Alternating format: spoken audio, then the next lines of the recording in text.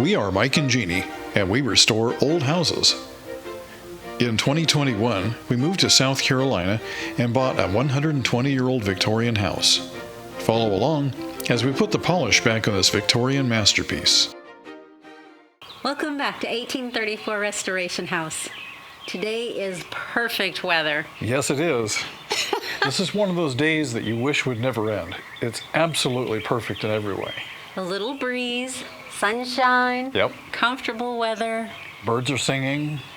It's gorgeous. Not too hot, not too cold, just about perfect. Yes. Well, we have a busy day for you guys. We have a lot of things we're going to be doing outside. These are things we probably should have done about a month ago, but we finally have some time to go knock them out. So let's get going. Sounds great. Today's program is sponsored by the generous support of our patrons. Your support helps to further our historic preservation efforts. For more information, visit patreon.com/1834 Restoration House. A lot of you have been asking about the garden beds that we've planted up front, and these are perennials. They're looking really, really good. I haven't tended to them yet, so that's the first thing I'm going to be doing is pulling out some weeds. Right now, Mike is getting the tools ready for the backyard. Fresh gasoline for the chainsaw and the weed whacker. And then we'll be ready to go back there and get that stuff done.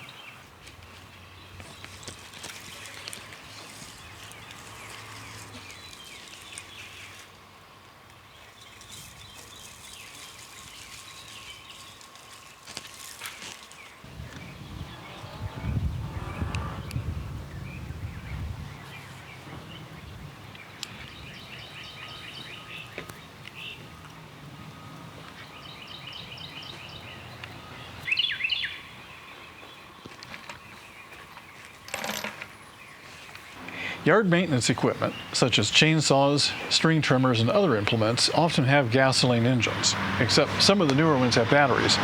But for those of you who are still running fossil fuel like I am, you have to make sure that you clean your gasoline once in a while. We're not supposed to use old gas in those tools. The gasoline that I had was 2 years old, and I realized it was time for it to go. So we got rid of that.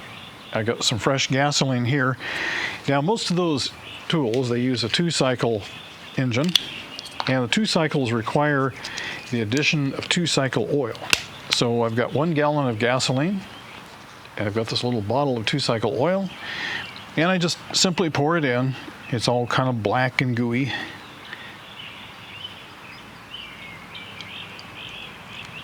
I'll just let that go until it stops dribbling. And then I'll put the lid back on. Okay, that feels good. Now, I'm going to go ahead and just kind of shake it gently. And I want to get that 2-cycle oil in there, get it mixed up. Okay, now it's ready for use. I spent the last couple of days trying to figure out what the HVAC system needs in order for it to function. There's a lot of pieces and parts there, and I had to figure those out, and there was a lot of math and that kind of thing going on. We'll cover that in a little while, but first, this place is a disaster, and I'd like to kind of get this cleaned up. So I'm going to get out the weed whacker and just kind of clean this area up. But before I do that, come on over here and take a look at something. There were a couple of trees right here that were badly in the way, and I cut them down about a year, I don't know, maybe 2 years ago, I'm not sure. But they kept coming back, and finally I was able to get these ones here to die. And you can see how the trunk is falling apart, and the bugs are already having their way with it, which is great, as long as they don't go in the house. And this one here seems to be still alive, so we'll keep working on this one.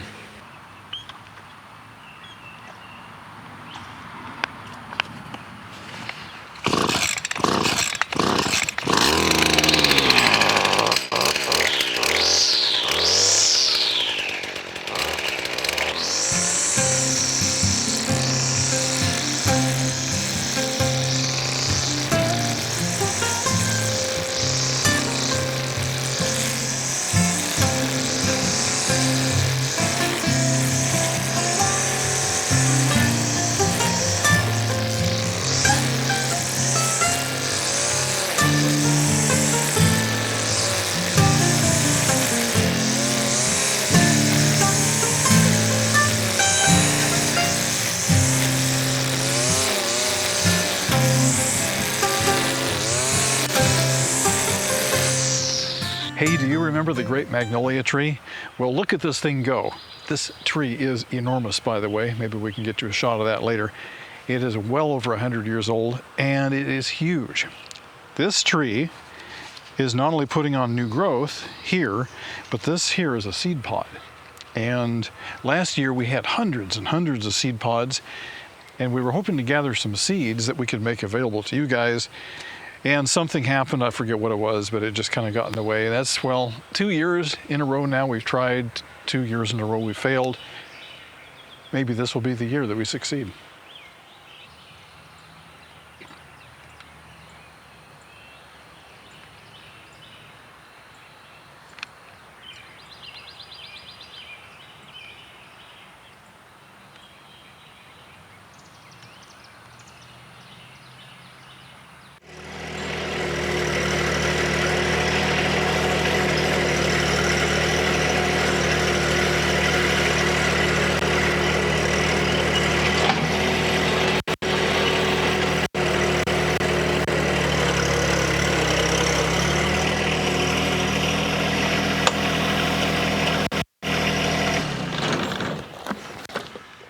Well, here I am with old John Deere, and as you can see, that tree right there, I'm not exactly sure what kind of tree that is, but it's stone dead.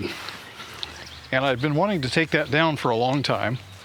So I think today is the day we're going to do that. So I'm going to very carefully cut this limb by limb, and then I'll go for the trunk.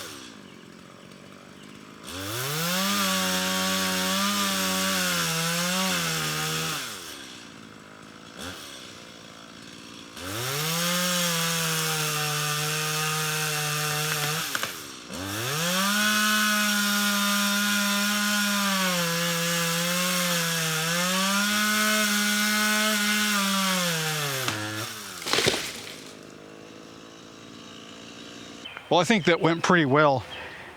I was hoping that maybe I could get some boards out of this log, but unfortunately, this log is completely hollow, all the way from that end clear up to this end, and it is absolutely infested with wood-eating bugs, I guess you'd call them.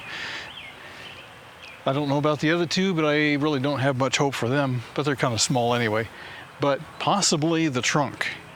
Maybe the trunk is good. Who knows? We'll see what happens.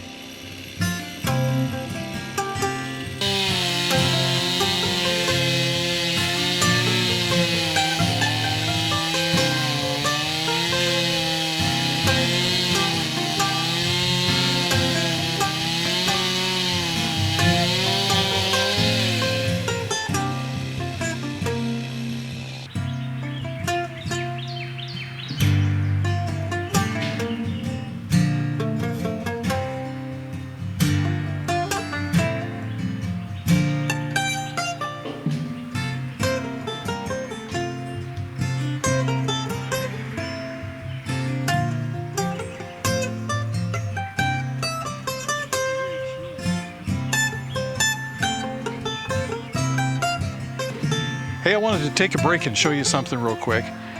Look at the wood grain there. It's too bad that that's all rotted out, because if that was a whole piece of wood, that would have the most incredible curl and burl. Since I've been cutting, I'm starting to get a whiff of what smells like walnut wood.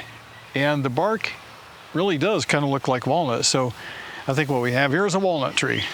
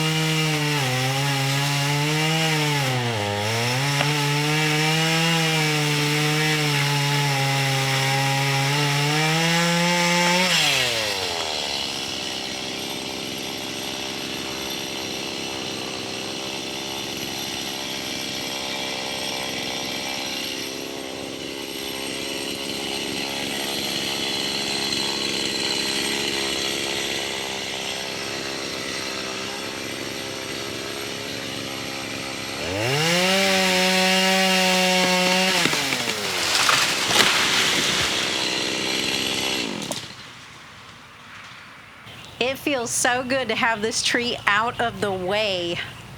Oh my goodness, look at all those ants in there. Can you see that? Whoa. Well, we can have it back at the yard because we're not keeping it here. Come around to this other side and check out the stump. Can you see it up there?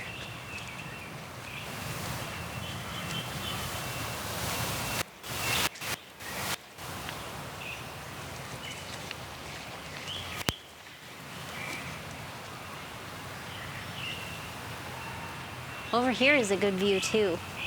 Come check this out. Look at, oh.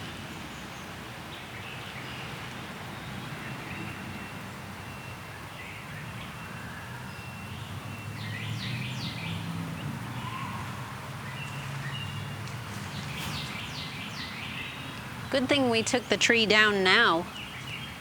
From the looks of it, it wouldn't have lasted much longer.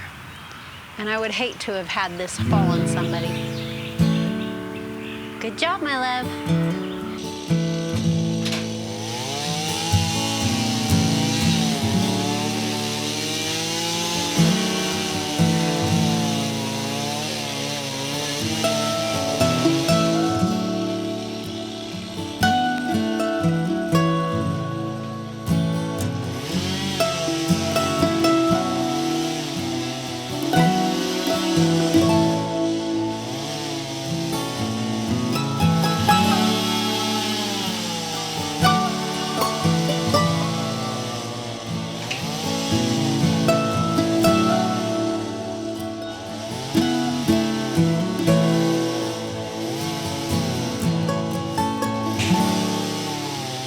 I think I'm right at the limit of what that little chainsaw can do, but it did the job and got it done safely. So here is the aftermath of it.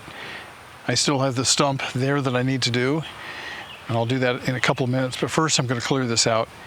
If you listen carefully, you might hear the sound of a woodpecker nearby.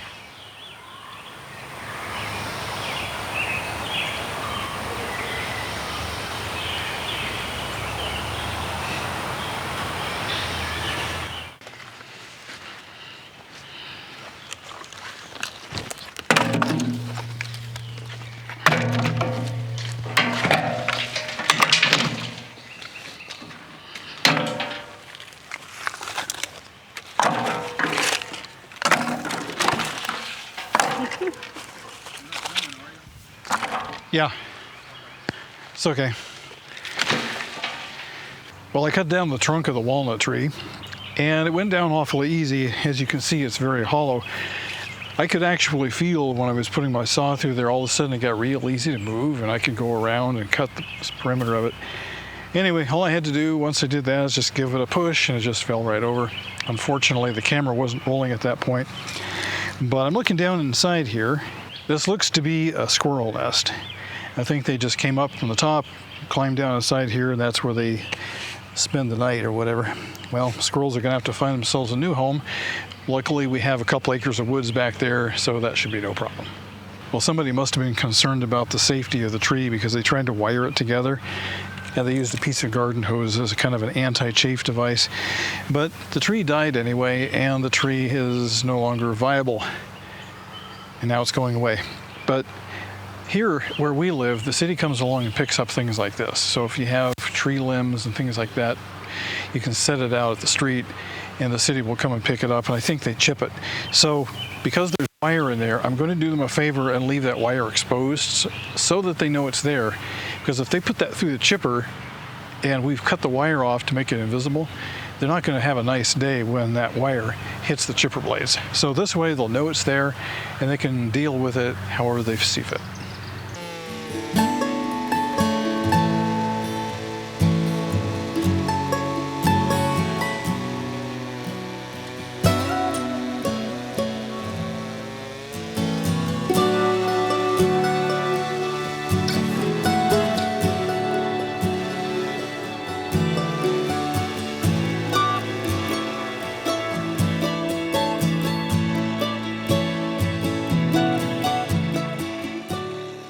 We were just talking off camera as we were cleaning up from that last tree cutting project, and we were saying how glad we were that we got the 2 Series tractor, and as they say, get the biggest tractor you can afford and you won't regret it. Well, we have some more problems. Now, the reason we're doing this in the first place is twofold. First, I need to be able to mow back here, and sometimes tree branches get in the way, so I need to trim those up so I can get around. Second of all, as the life cycle of trees comes and goes, sometimes you get trees that die, like the one we just cut down. This tree right behind me here, this tree is definitely on the way out. It's not completely dead yet, but it is absolutely riddled with holes from bugs and woodpeckers, and several branches are dead already. The rest are not far behind. So we're going to preemptively just take this tree out. Now, I don't know if you can see this, but right behind it, this is a baby yew tree, spelled Y-E-W. They're common in the Pacific Northwest, and I don't know why it's here, but it is. So when this tree is gone, that little yew tree is going to get sunlight and the nutrients from this old tree. As the microbes break it down, that little tree is going to have a great start. Now, that's not all. Come over here and take a look. This tree right here, which I believe might be another walnut tree, even though it's little, it's in really bad shape. We've got rotten wood over there. I mean, this section here is completely destroyed by bugs and rot, and it's not looking good. So we're going to go ahead and just take this one out because it's not healthy, and there's no reason to try to nurse it along because it'll never get better. You know, I hate taking trees out. I love trees, but sometimes they just have to go.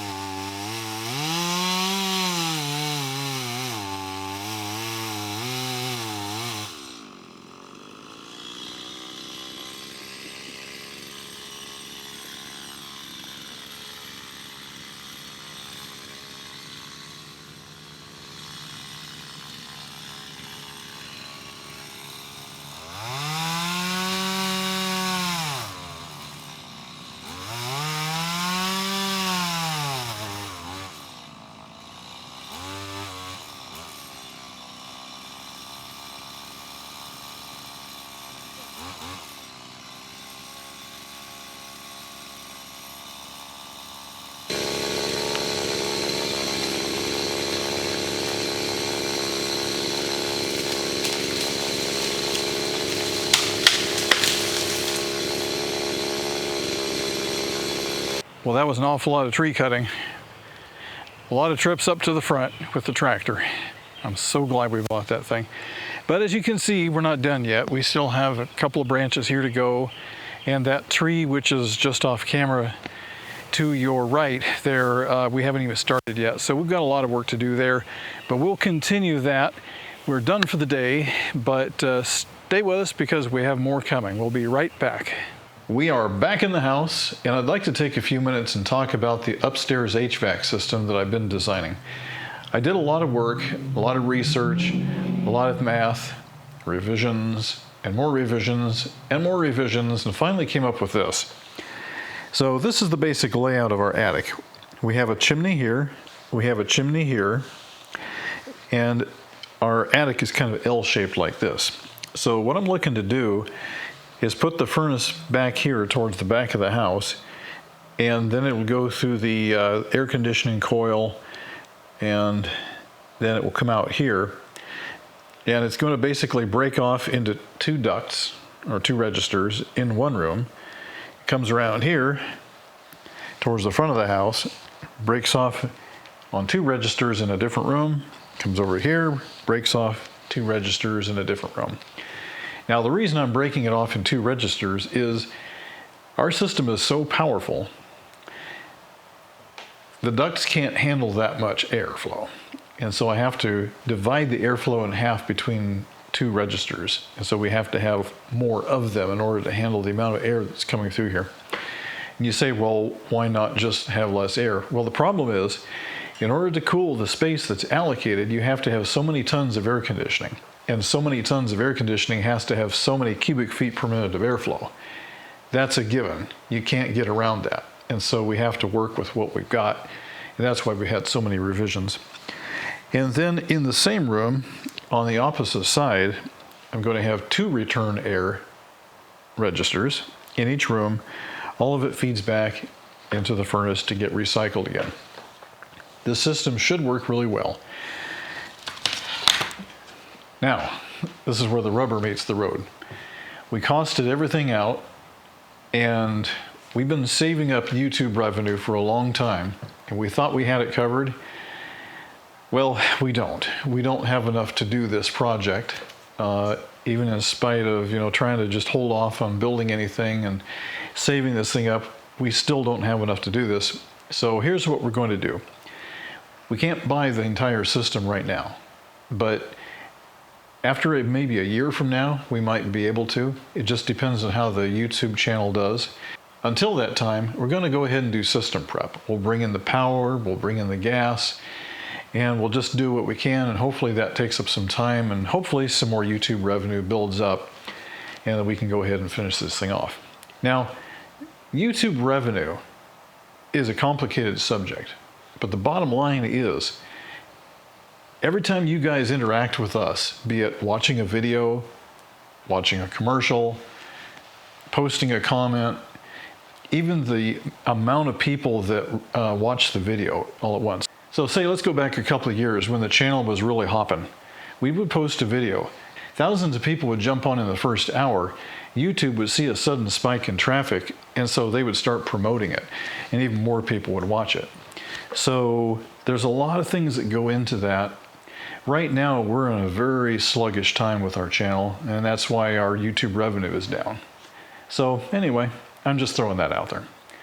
Let's go in the kitchen so I can show you something else. Welcome back to the kitchen. Today is day 10. It's looking and smelling really good. Yeah, it sure is. Do you want to try it? Yeah, I do.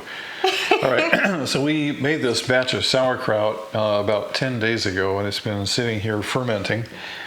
And the first day it smelled like cabbage.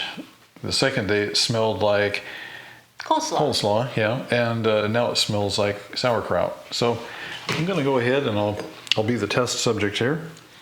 Oh yeah, it smells like sauerkraut. Let me just see if I can get a forkful here.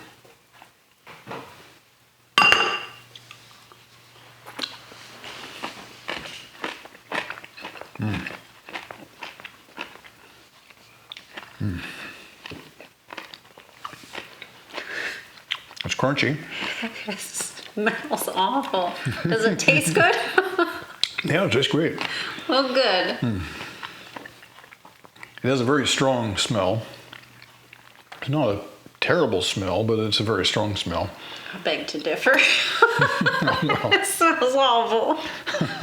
But as long as it tastes good, that's what matters. It does. It tastes like sauerkraut, but it tastes better than what you buy in the store. In those jars, you know, they're really, really strong, kind of a vinegary flavor. This is milder, I think. It has a kind of a buttery, nutty kind of flavor to it. You tried it a couple of days ago, but you were feeling kind of nauseous that day, and it really did not sit well. So anyway, so she's going to try it again, maybe sometime next week, and after it's all ripened up, and see how it is. Now we're told that this stuff has some, I don't want to say medicinal qualities, but it's good for the gut, good for the digestive system. I can honestly say after eating this stuff for several days in a row, I can feel the difference in how my digestive system is working. It does seem to be doing something. I don't know if I can attribute this to the sauerkraut or something else, but so far I'm liking it. Good. I hope I will like it too. Yeah. Now, here's the thing about sauerkraut. We bought 2 heads of cabbage. What were they? Like 68 cents each. 68 cents a piece. That's amazing. So for less than $2, we made all this food, and you would be amazed at how far this stuff stretches. We can probably be eating on this thing for weeks, if not months, just on 2 heads of cabbage. It's cheap food, guys. It's free, almost. And, well, it's pretty cheap anyway. You know, if you happen to like the flavor, that's great. If you don't, well, I guess that's great too. Well, I have not liked it, but like you said, I was feeling really yucky that day. So it might taste good later. Have you guys tried any flavors when you're fermenting it? Let us know in the comments. What are your favorite flavors? I would love to try some other flavors also. One person I saw put caraway in it. I'm not sure what caraway tastes like, but I think that would be something that I would be willing to try. I want to try different kinds. I would love to be able to eat this stuff regularly, keep my gut healthy. Yeah, and you can also throw other vegetables in there too. Some people throw carrot shavings in there. Oh, and that's right. All these different vegetables, they will all ferment along with the cabbage and impart a different color, texture, and flavor. That sounds good. Yeah, I definitely want to try some others. Maybe next time we'll use smaller jars and try some different flavors. Yeah, I think it's definitely a winner. So we'll put this away in a dark place and let it continue to do its thing. We have other things to do, so let's get going. If you've ever spent any time in the South, you know about cicadas. They sit up in the trees and they make this incredible high-pitched screechy racket. And they come around every year, and they really love the heat of summer. When it's cool out, you don't really hear much of them. But they're out and about. But this year we have a special kind of cicada that only comes out once every so many years. They have a much longer cycle underground, and they're starting to show up. In fact, there's one on this tree right here crawling around, but they are distinguished by the fact that they have red eyes, whereas the other cicadas don't have red eyes. They're supposed to be really, really loud, louder than the regular cicadas. Now, we haven't really heard much yet, but listen closely. Underneath the birds, listen to that sound.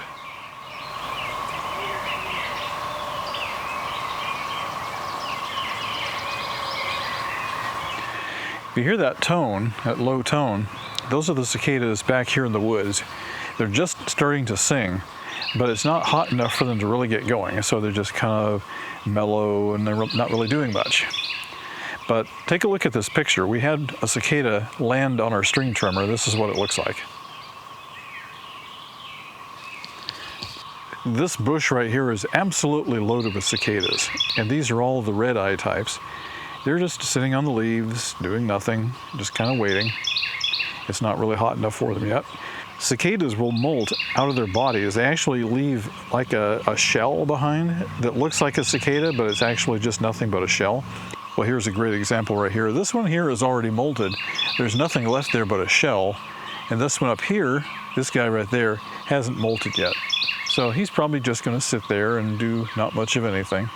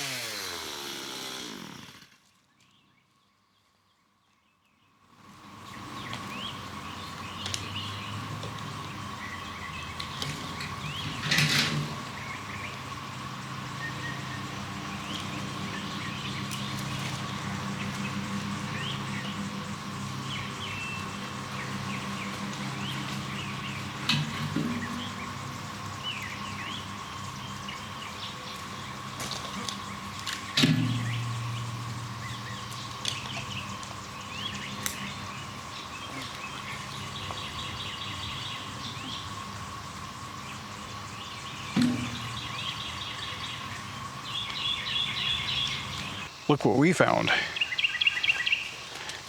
Little This magnolias. is a child of our great magnolia tree. And this one here. Is another child of our great magnolia tree. And this one here. As it turns out, there are a whole bunch of little baby magnolias back in here. We're pretty sure that they came from that big guy right over there. Fantastic. That is pretty cool. Well, we got carried away. We cut down tree limbs and we cut down trees and we just kept going. We pulled debris, deadfall out of the woods, and we're just kind of getting everything cleaned up. And it's looking a lot better. It is. It is looking a lot better. But we have a long ways to go, and having a piece of property like this means a lot of maintenance. Every year, it pretty much is the same drill. We do the same thing, clear it all out, get it looking great, and then winter comes along and pretty much wrecks it for us. Yes. Oh well, such is the life of a property owner. But anyway, I'm really happy with what we see back over here. That's a deer trail. I keep looking back there because I'm not used to being able to see down it. There's this big thorny bush that we're taking out. That's almost gone. So anyway, well, unfortunately, we've had a lot of fun. No, I shouldn't say that. Fortunately, we've had a lot of fun, but unfortunately, we're out of time again. So we got to let you guys go, but we will see you next week. Thank you for watching 1834 Restoration House.